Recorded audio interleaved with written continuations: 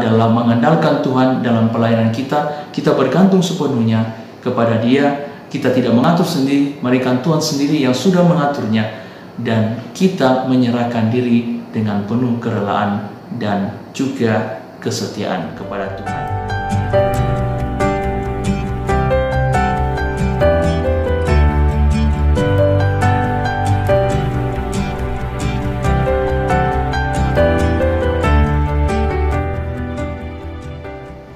Shalom Bapak Ibu, Saudara-saudari pencinta Indri dimanapun Anda berada. Selamat pagi, selamat berjumpa dalam Renungan Indri pada pagi hari ini.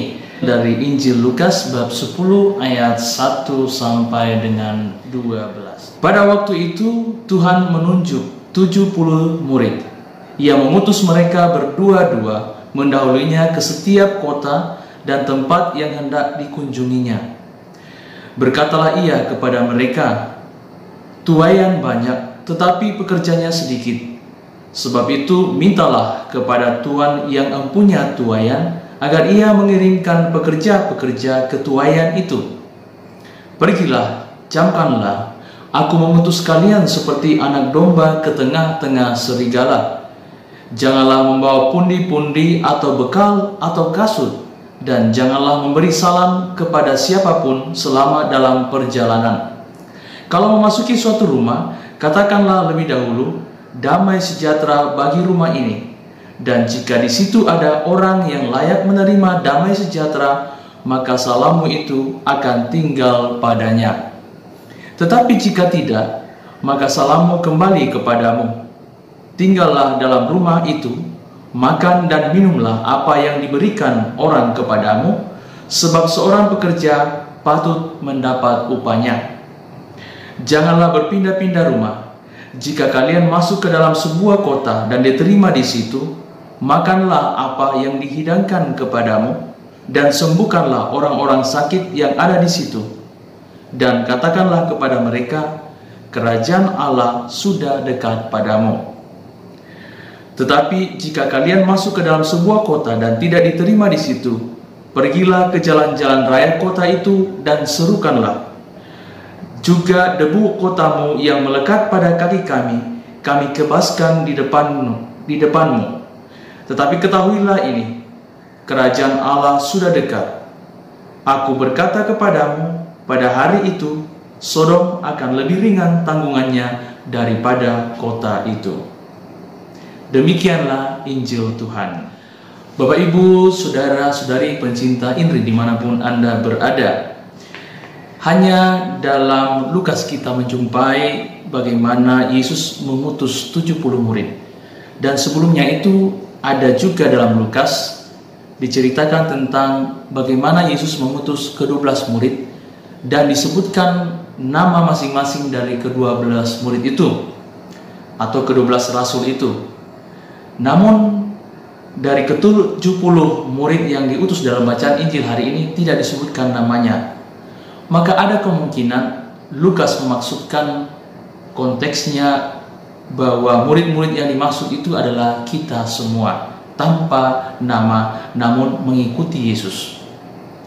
Bapak Ibu, Saudara-saudari yang terkasih dalam Tuhan, dalam bacaan Injil hari ini kita mendengarkan bagaimana Yesus mengutus 70 murid dengan berbagai syarat. Dan syarat yang ditentukan itu bukan menurut murid yang diutus itu, melainkan menurut Yesus. Yesus sudah memperlihatkan dan juga sudah memberitahu dari awal bahwa jangan melakukan ini, jangan membawa ini. Ini berarti Yesus sudah tahu apa yang akan menjadi kebutuhan mereka, apa yang akan mereka hadapi, dan apa yang akan mereka buat. Kalau kita melihat kategori-kategori syarat-syarat yang diberikan oleh Yesus kepada para murid sebelum diutus, maka kita akan melihat bahwa Yesuslah yang menjadi seorang arsitek dari pengutusan ini. Dia tahu apa yang dibutuhkan, dia tahu apa yang harus dibuat, dan apa kendalanya, serta apa tantangannya. Maka untuk itu, ketika kita dipanggil untuk melayani, bukanlah menurut kategori diri kita, melainkan menurut kategori Tuhan sendiri, menurut syarat yang sudah ditentukan oleh Tuhan. Sebab Dialah yang mengutus kita dan kitalah yang diutus. Bapak, Ibu, saudara-saudari pencinta Inri dimanapun Anda berada, saya ingat ketika beberapa tahun yang lalu kami diutus untuk berlive-in di tempat yang sudah ditentukan kepada kami masing-masing, untuk kami masing-masing.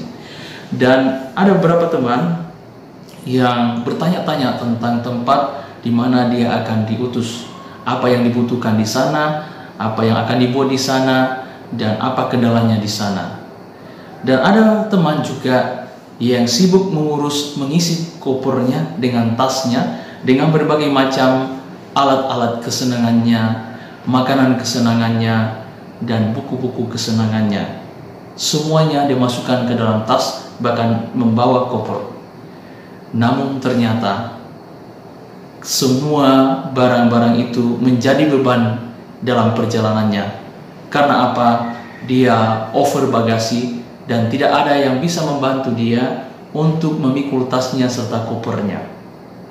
Ternyata beban itu menjadi tantangan bagi dia, karena dia hanya mengikuti apa yang menjadi kebutuhan dia, yang dia perlukan nanti di sana. Soal makanan, soal mainan, soal buku-buku, dan lain sebagainya. Tetapi semuanya itu menjadi beban berat untuk perjalanannya.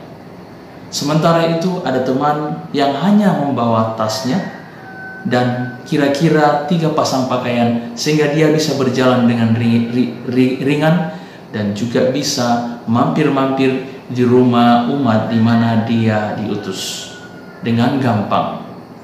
Nah, saya baru paham kenapa Yesus memberikan syarat ini, karena dalam berbagai macam situasi kita dituntut untuk fokus pada tujuan pelayanan kita, pada siapa yang akan kita layani dan siapa yang mengutus kita, sehingga kita tidak terganggu oleh apa yang kita makan, apa yang kita minum, apa cemilan kita, apa alat permainan kita, apa buku-buku kita.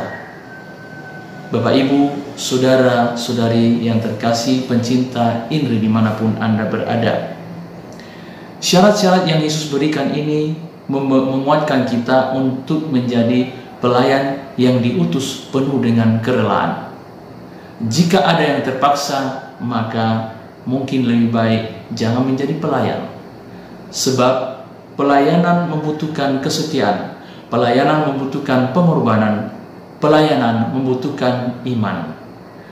Maka itu, Bapak, Ibu, saudara-saudara yang dikasihi Tuhan, jika relasi kita dengan yang mengutus kita untuk melayani terputus, maka sia-sialah pelayanan kita. Kita akan mengalami banyak tantangan, goncangan, penderitaan, bahkan keputusasaan, karena kita bergantung pada diri kita sendiri. Kuncinya, Yesus ingin menekankan bahwa dalam melayani kita bergantung sepenuhnya kepada Tuhan dan bukan bergantung pada benda-benda yang akan kita bawa. Kasut, sandal, makanan, pakaian, obat-obatan, dan lain sebagainya. Itu bukan yang akan menjadi jaminan penyemangat kita ketika kita melayani. Yang akan menjadi penyemangat kita adalah Tuhan sendiri.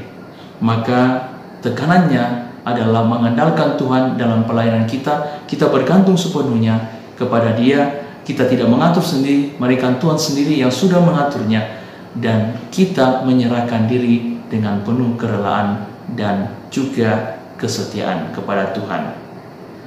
Saya alami bagaimana tidak menggantungkan diri kepada Tuhan, dengan menggantungkan diri pada diri saya sendiri, kekuatan saya sendiri, dan akhirnya saya mengalami keputusasaan ketika menjumpai tantangan, ketika saya ditolak, ketika saya sakit, ketika saya mengalami kekurangan.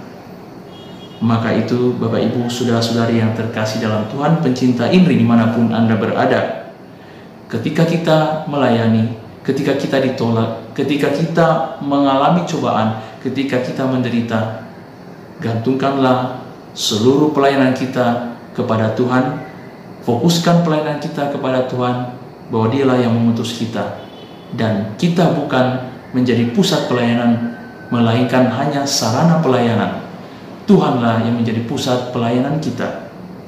Sehingga apapun kendala yang kita alami, yakin dan percaya, semua akan mengalami solusi, semua akan mengalami jalan yang bisa terbuka, karena Tuhan mendampingi kita.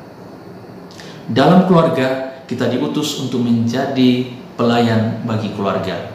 Ketika kita mengalami tantangan dalam keluarga yang menjadi medan pelayanan kita, mengalami cobaan, mengalami perseteruan dengan sesama anggota keluarga, janganlah menggantungkan diri kita kepada diri kita sendiri. Jangan menjadikan diri kita sebagai pusat pelayanan bagi keluarga, melainkan hanya sarana. Tuhanlah yang menjadi pusat pelayanan kita. Dialah yang menjadi sumber kekuatan pelayanan kita. Bapak, Ibu, saudara-saudari yang dikasihi Tuhan, seorang pelayan membutuhkan ketabahan, kesabaran, dan juga kreativitas. Maka itu ketika kita diutus, sama seperti murid-murid 70 murid tadi dalam bacaan Injil, kita membutuhkan kesabaran, kesetiaan, dan juga kreativitas. Kreativitas yang semakin membuat Allah dimuliakan, yang membuat kerajaan Allah semakin meraja. Dan kreativitas itu harus dibuat dalam damai sejahtera, demi kedamaian semua orang. Jika kita sudah melihat bahwa kreativitas kita itu di misi atau di tempat di mana kita diutus, sudah menjadi batu sandungan bagi umat yang kita layani, bagi orang-orang yang kita layani, maka kita sudah melenceng dari kriteria atau syarat-syarat yang sudah ditentukan oleh Yesus sendiri dalam bacaan Injil hari ini. Marilah kita mohon kepada Tuhan, semoga kita menggantungkan diri, memusatkan pikiran kita dan hati kita dalam karya pelayanan kita kepada Tuhan, sehingga Tuhanlah yang mengatur segala bentuk pelayanan kita.